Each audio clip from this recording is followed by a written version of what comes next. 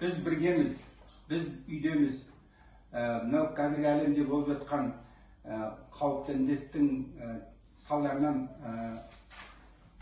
карантинге жабылып жатыр бүкіл жер.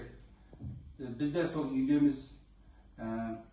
Балаларымызбен бәріміз бос уақытымызда кітап оқимыз.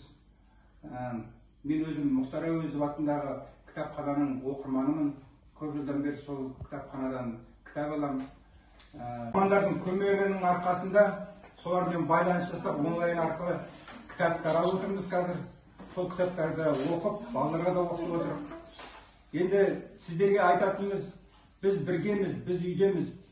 Biz birgib kitap okuymiz.